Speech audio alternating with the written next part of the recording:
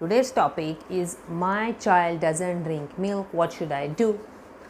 This is one of the most commonest queries that maximum mothers, I can say 99.999% mothers ask me in any consultation at the end of the consultation, but the baby doesn't drink milk. Isn't it one of the common queries that even you have?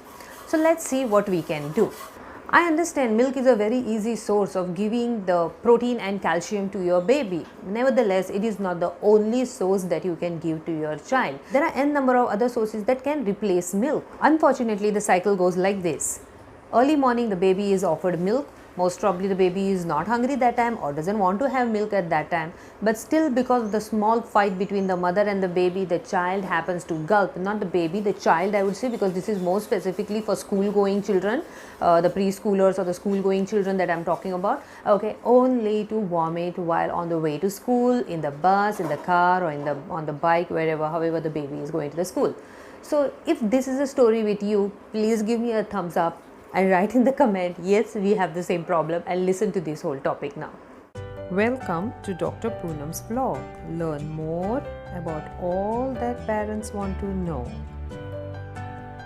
Drinking the milk in this way will only cause one thing, that is aversion towards milk, and will not help you in any way. So stop doing it, ladies, and try to change your way of looking at milk. Don't look at milk as a glass of milk, rather look at it as a protein and a calcium source. Moment you change the way of looking at this glass of milk, you will see so many other sources are there which you can very well replace milk and not run after the baby with the glass of milk. The other reasons for aversion towards milk may be the taste of the milk or the smell of the milk itself for many children. But in any ways, there is no point in fighting against the children for this milk. Rather, you try to change the way you are giving calcium and protein to baby. Is it very uncommon to see that your child is sitting with a glass of milk and staring into blank, or getting late to school because he has not finished the glass of milk? No, right? Sometimes flavoring the milk with something like honey, kesar, some chocolate powder, some protein powders will only help you as a bribe, and it will last for only few days, and again you will come back to square one. The baby doesn't take milk or the child is not taking milk. So let's look at the alternatives. We divide these alternatives into milk sources and the non-milk sources. Now the milk sources are the milk itself in a different format. Like the milk is a glass of milk, it's liquid. So you can replace it with yogurt, with curds, with paneer, with cheese, or with butter. It suffices the same. It gives you the same protein and calcium intake. Now there are many fussy children who just don't want that milk taste or milk smell, and they just don't want these other sources of milk, protein and calcium also. So in those children, you can give the other alternatives of milk, which are the non-milk alternatives, which can be again divided into animal sources and plant sources. Now let's look at the plant sources of milk. Now remember one thing, the difference between animal sources and plant sources is that the animal source protein is a good source because it is a complete source. What I mean by complete source is that they have all 10 essential amino acids, so it gives the full nutrition to the child. Whereas the plant sources are incomplete sources of protein.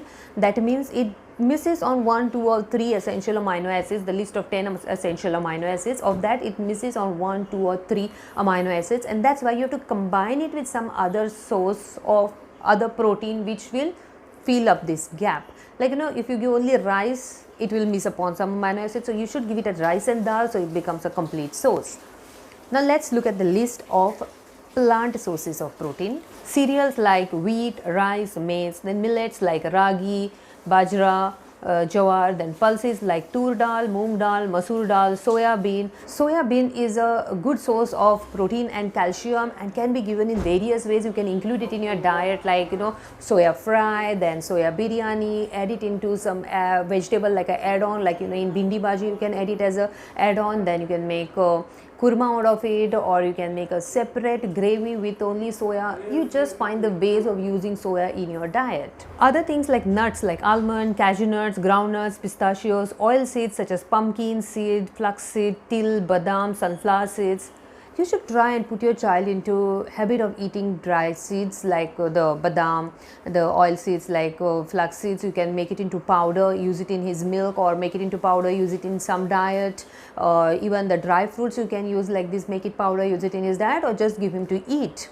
Vegetables, all vegetables which I'm showing in this photograph, you can see the percentage of protein that it has. All vegetables and fruits have some amount of protein in them. So just look at this picture so that you get an idea. You can just pause the video to see the pictures and the amount of protein that they have. The non-veg source of protein, as I said, these are complete proteins, so as far as possible try to give the non-veg source of protein if you are a non-vegetarian, and if you are someone who is a vegetarian, yes, you can include egg in the diet. So the sources are meat, fish, egg. Coming to the sources of calcium in vegetarian sources, green leafy vegetables like spinach, then celery, broccoli, radish, carrots, beetroot, ladyfinger, onions. Non-veg sources of calcium are again your fish, meat and egg. This same video will be shot in Marathi and Hindi also, so if you are one of my Marathi and Hindi audience, please go to that video. Also see to it that you stay tuned, and see to it that if you have some general query on which I can make video, please write it as hashtag Dr. Poonam's vlog and mention your topic.